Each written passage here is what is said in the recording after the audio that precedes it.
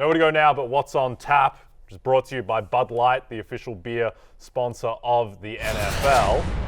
We're going to talk about the matchups with the highest point totals this week. Sundays are easy to enjoy when they are full of football and the fridge is filled with beer. These are the games we're locking in on, starting with Cowboys at Falcons. Falcons 3-point favorites. The total is 51.5.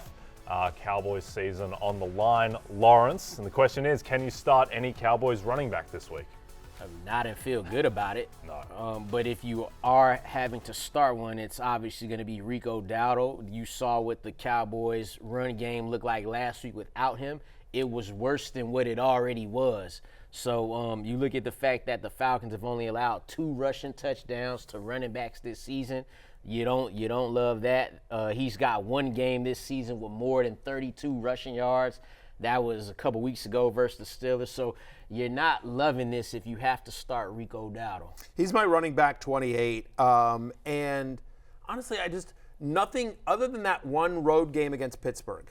The Cowboys haven't been able to run the ball effectively all year long. I don't know how they internally feel about the job that Ezekiel Elliott and Dalvin Cook did against the Niners last week as well. But feels like if you're Mike McCarthy, it's just got to be the way of moving the ball is going to be Dak Prescott to CeeDee Lamb and Jake Ferguson, and maybe you get some Jalen Tolbert in there, and that's it.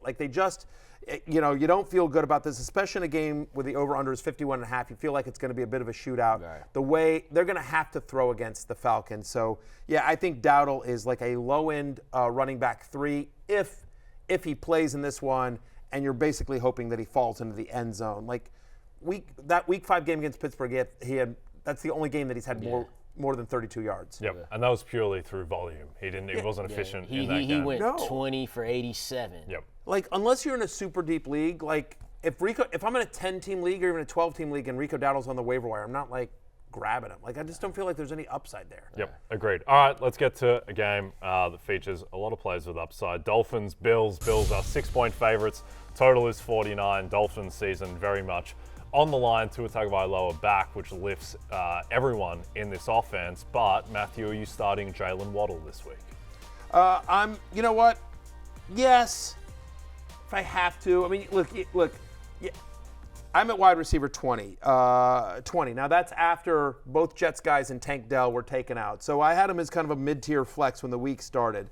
You don't have a lot of positives here, right? I mean, it's not a great matchup with the Bills, right? They allow the 6th fewest fantasy points to opposing wide receivers.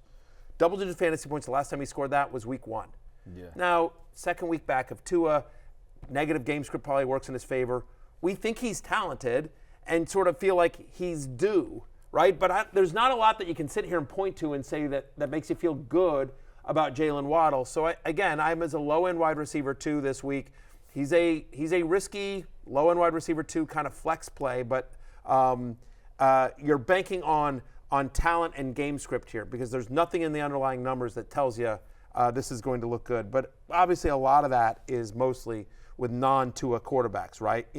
6 straight games with under 50 receiving yards, 4 of those came without Tua under center. Yeah, and I don't even know we could confidently point at the potential game script because the last time they played, they was getting the butts kicked and they still couldn't throw the ball against them, So that was Tua play. He threw 25 passes before he was out the game, so he played a decent amount of that game. And then you look at the fact that he's got 1 game with over 4 catches and over 50 yards. Like you said, that came in week 1. So you're doing it, you're starting them, but it's because you have to. Real quickly, I'll just say that both Tyreek Hill's on the injury report, as we showed earlier. Sean McDermott saying from the podium that Amari Cooper is going to be listed as questionable in this game. Just talk about that. If Tyreek Hill can't go or he's less than 100%, maybe that opens up more opportunities for Waddle. Yeah. And if Amari Cooper can't go or he's less than 100%, maybe you feel better about Khalil Shakir in this game, Keon Coleman as well, Dalton Kincaid. So that would be interesting if Cooper can't go. Yeah, and just quickly while we're talking injuries, news that T. Higgins did not practice again. Full week of no practices for T. Higgins. Upgrade on Gesicki, upgrade on Andre Yoshivash, and obviously he's starting Jamar Chase. Probably still not starting Yoshivash. He just hasn't done anything this year. Indeed. Except the 1-2 touchdown game, which was sort of fluky. Okay, last game for us, the Lions, 2.5-point favorites at the Packers in a game that may well decide the 1 seed in the NFC, and certainly supremacy in the NFC North for now. The total is 48.5. Lawrence, we touched on this a little bit earlier when we were talking about Jordan Love's injury, but can you trust any Packers wide receiver this week? Yeah, like we talked about, if Jordan Love is playing, we're trusting Jaden Reed and Romeo Doubs. If he doesn't play, we're probably barely trusting Jaden Reed in this situation, as the offense will be run a lot different with Malik Willis. It's a good matchup, as we talked about earlier in the show. About they give a lot of points to wide receivers, especially including the most receptions to the slot. That said, the last 2 weeks he's had only 7 targets, 4 receptions. He's averaging 5.3 fantasy points per game. So he's been kind of cold the last couple of weeks here. Tough matchup against the Lions. Romeo Doubs, I have at wide receiver 32. 3 straight games with double-digit fantasy points for Romeo Doubs. But again, you feel better about him if Jordan Love's under center and not Malik Willis. Indeed. All right, that'll do it for What's on Tap, presented by Bud Light. Easy to drink, easy to enjoy. Sunday night, gentlemen, the Colts head to Minnesota for the ultimate test against Justin Jefferson and the Vikings. Sunday, 7 Eastern on NBC and Peacock. We're going to hit our last break. When we come back, last call. It's time to try to pick up Matthew with our best bets for the weekend next.